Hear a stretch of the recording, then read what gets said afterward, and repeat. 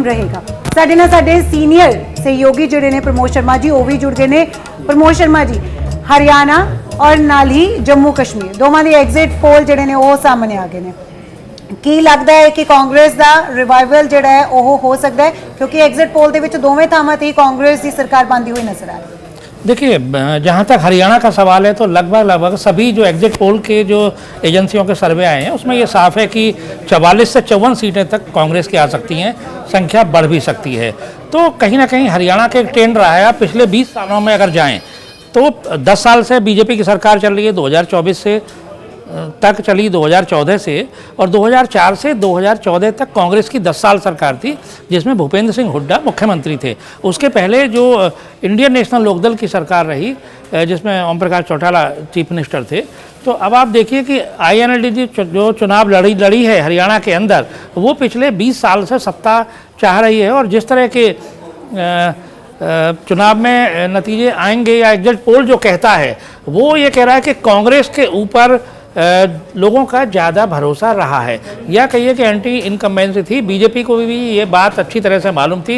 यही वजह रही कि चुनाव के चंद महीने पहले मुख्यमंत्री को अचानक से बदला गया और मनोहर लाल की जगह नायब सिंह सैनी आ गए। ये बात सही है कि नायब सिंह सैनी को बहुत ज़्यादा लंबा समय नहीं मिला, क्योंकि इसी बीच में लोकसभा का चुनाव भी था, आचार संहिता लगी रही। लेकिन फिर भी क्योंकि जो नतीजे दिख रहे हैं एग्जिट पोल के, अगर हम ये सच माने तो बेशक कांग्रेस की सरकार बनती नज़र हमें आ रही है हरियाणा के अंदर।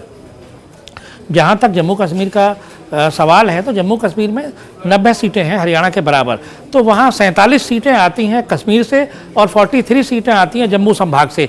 पहले भी बीजेपी कई बार कोशिशें करते करते विफल हो गई, क्योंकि जो कश्मीर वादी है वहाँ पर बीजेपी को बहुत ज़्यादा सपोर्ट नहीं मिलती है।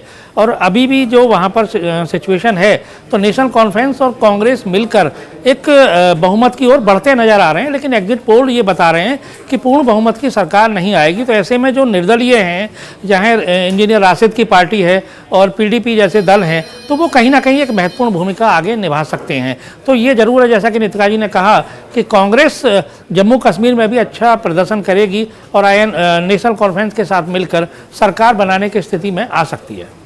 प्रमोद शर्मा जी, तो लगता है कि कांग्रेस का इस दे नाल रिवाइवल जिहड़ा हो सकता है, क्योंकि बीजेपी ने एक टाइम ते कहा सीगा कि ਅਸੀਂ कांग्रेस मुक्त ਜਿਹੜਾ ਉਹ देश बना ਦਾਂਗੇ, पर ਅਸੀਂ देख रहे हैं कि ਦੋਵੇਂ ਥਾਵਾਂ ਤੇ कांग्रेस ਜਿਹੜੀ ਉਹ ਲੀਡ ਲੈਂਦੀ ਹੋਈ ਨਜ਼ਰ ਆ ਰਹੀ ਹੈ। ਤੇ ਇਹਨਾਂ ਇਲੈਕਸ਼ਨਸ ਦਾ ਜੋ ਅੱਗੇ ਇਲੈਕਸ਼ਨਸ ਹੋਣੀਆਂ ਨੇ, महाराष्ट्र ਦੇ ਵਿੱਚ ਹੋਣੀਆਂ ने, दिल्ली ਦੇ ਵਿੱਚ होणियां ने, उस पर कोई असर पड़ेगा? बिल्कुल। देखिए, जहाँ तक जम्मू कश्मीर का सवाल है तो वहाँ तो पहले भी बीजेपी पूरी तरह सत्ता में नहीं आई। उसकी मिली जुली सरकार जरूर रही, PDP के साथ भी बीजेपी सरकार बना चुकी है। लेकिन उसका 10 साल बाद वहाँ चुनाव हो रहे हैं, पता लगेगा 370 अनुच्छेद को ख़त्म किया, उसके बाद जनता का रुझान किस ओर जाएगा। तो लेकिन जो हरियाणा है वो आप देखिए कि आप भौगोलिक स्थिति देखेंगे तो पूरी दिल्ली 70% जो है हरियाणा से घिरी हुई है। तो हरियाणा अगर रहता है उनका किला बीजेपी का, तो इसका बहुत असर आगे दिखाई देगा। क्योंकि अभी जो शंभू बॉर्डर पर पंजाब से सटे पर जो किसान का आंदोलन चल रहा है, लंबे समय से उनको हरियाणा सरकार ने रोक दिया था। तो हरियाणा की हार बिल्कुल मानिए कि दिल्ली में बहुत असर पड़ेगा, क्योंकि दिल्ली में भी कुछ ही महीनों बाद यानी जनवरी में चुनाव होने वाले हैं दिल्ली स्टेट के।